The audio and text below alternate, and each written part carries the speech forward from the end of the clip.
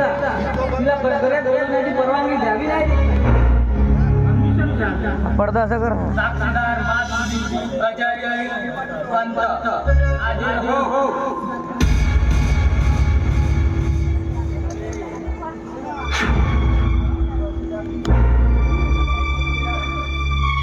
Laser light बंद कर म्हणा.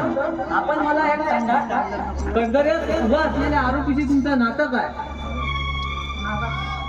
रक्ताचं की मानलेलं?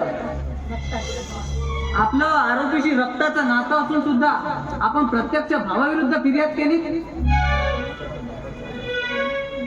जन्मदात्या बापाची व धाकट्या बहिणीची निर्घृण हत्या करणाऱ्या व्यक्तीविषयी मी गुन्हा दाखल नाही करणार. ज्या हाताने बहिणीचं रक्षण करायला पाहिजे होतं त्या हाताने तिचा गळा दाबून निर्घृण खून केला या माणसाने.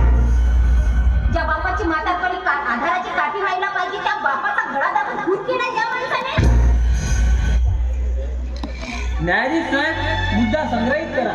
बरं माधुर पंत, आपण म्हणताय की आरोपी विजयने माधव काका व मंजूचा खून केला, तर मला एक सांगा, आपण विजयला प्रत्यक्ष खून करताना बघितलं काय?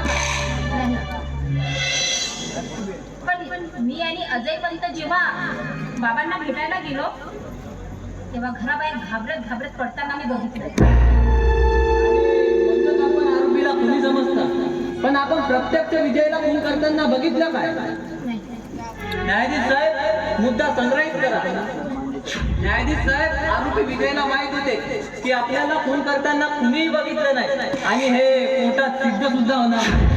न्यायाधीश साहेब, आरोपी कसला तरी स्वतःचा पुरावा सोडतो आणि त्यामुळे तो ओळखतो आणि सुद्धा तेच घडलं. ज्या विजयने खून केला ती वीज पलीकडच्या कचरापेटीत सापडली. त्या विजेवरचे ठसे आणि विजयच्या हातावरचे ठसे पोलीस तपासात एकदम तंतोतंत जुळतात. न्यायाधीश, तेव्हा माझी कोर्टाला विनंती आहे की या क्रूर नराधमाला लवकरात लवकर फाशीची शिक्षा घोषित करा.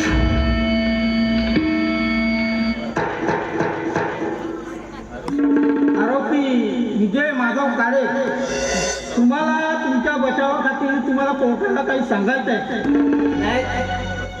किंवा तुमची बाजू मांडण्याकरता वकील आहे का? न्यायाधीश साहेब, आरोपीच्या बाजूला कुठलाही वकील केस लढण्यास तयार नाही. तेव्हा आरोपीच्या घराने ऐकण्यामध्ये कोर्टाचा वेळ वाया घालवू नका.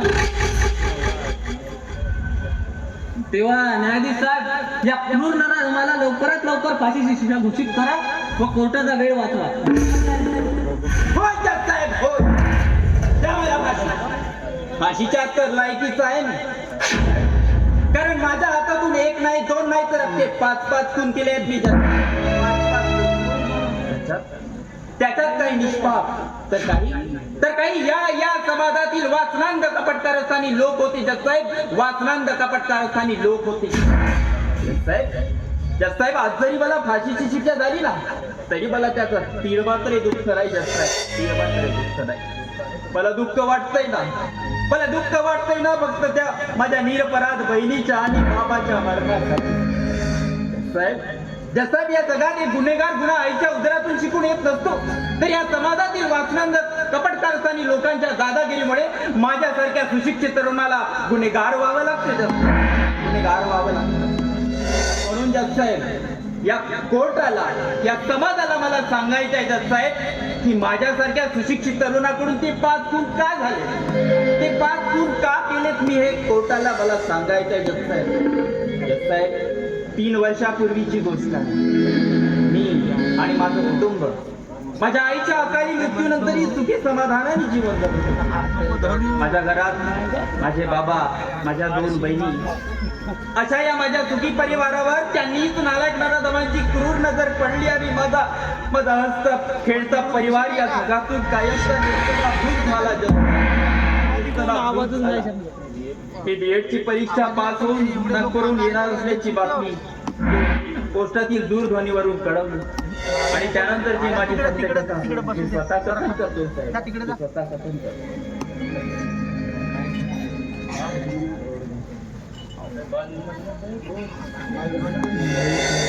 लाईट बंद कर.